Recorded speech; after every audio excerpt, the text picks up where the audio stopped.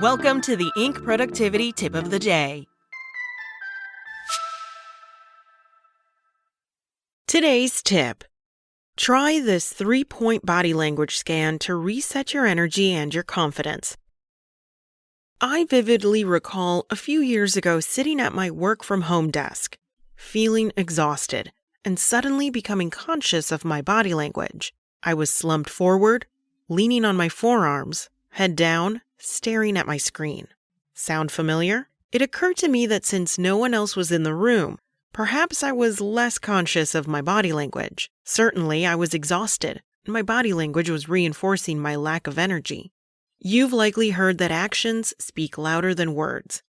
But if you're like most of us, you don't think much about your body language. That said, there are certain contexts where you're likely to be very conscious of your body language. It could be when you're lacking energy and feeling exhausted, or it could be when you feel insecure and your confidence is waning. Perhaps you're leading a meeting or delivering a formal presentation. It could be at a networking event meeting new people, or it could be when you're literally on stage with a spotlight and everyone's eyes are on you. Suddenly, you feel incredibly self-conscious. What should I do with my hands? Where should I look? Do I look awkward? I feel awkward. Here's a 3-point body language scan to ensure you look and feel more confident and engaged. Start by focusing on your posture. Confident, engaged people take up a lot of space. Sit or stand up straight. The ideal body language is to signal trustworthiness, confidence, and engagement is open, not closed. Keep your shoulders back. Try not to cross your legs and don't cross your arms. If you're sitting, try what I call the 90-90-90. Keep your head up and back straight, 90 degrees to your thighs, which you keep 90 degrees to your lower legs, which you keep 90 degrees to your feet. Keep your feet parallel and flat on the ground. Take a deep breath and be expansive. That feels better, doesn't it? Do you ever wonder what you should do with your hands? Start by showing your hands and moving them. People prefer it when we use hand gestures.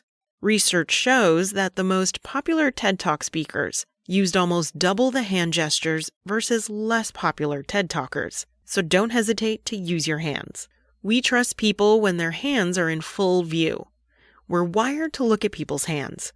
If we can see your hands, we trust that you're not going to throw a stone at us, pull out a knife, or fire a gun. If you're standing up, keep your hands out of your pockets. No playing with coins or keys in your pocket. Keep your hands in front of you, possibly in the steeple position. If you're seated at a boardroom table, keep your hands in view, above the tabletop. Loosely clasp your hands. Avoid tightly clasping your hands, which can signal fear or anger. If you're in an online meeting, your hands won't be in the frame the whole time. However, you do want to gesture with your arms and your hands. Here's what I tell my clients. If you typically don't use your hands enough, keep them up on the table. That way, you're more likely to use them. If you tend to gesture too much, try keeping your hands on your lap. People with more power and confidence use slower, more purposeful gestures. No flailing and no jerky movements. This is especially important if you're in an online meeting because everything is exaggerated. Use slow, purposeful hand movements.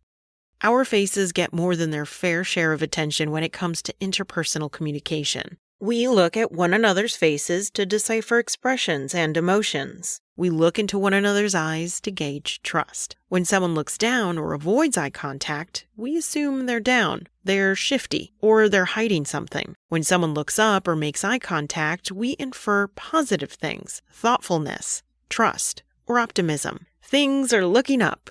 We look our friends and family in the eye longer than strangers. When communicating with a stranger, most people are comfortable with eye contact for a maximum of about 3 seconds. We maintain eye contact longer with people whom we trust. Eye contact can be challenging in online meetings. My coaching clients often ask me whether it's necessary to look at the camera the whole time. My advice? Relax. It's a good idea to look at the camera when you're speaking, particularly when you're trying to emphasize a key point. Otherwise, it's okay. Even a good idea to look away from the camera and check out everyone else's body language. Now you have a simple framework to reset your confidence and your energy. And here's a bonus. Focusing on this framework can distract your attention away from feeling self-conscious and awkward. The next time you're feeling exhausted or you need a confidence boost, reset with this 3-point body language scan. Posture. Be expansive. Hands. Keep them in view and use slow, purposeful movements. Eyes. Eye contact is key. That's it from Ink. Enjoy your weekend and be sure to check back Monday morning at 6 a.m. Eastern for more tips.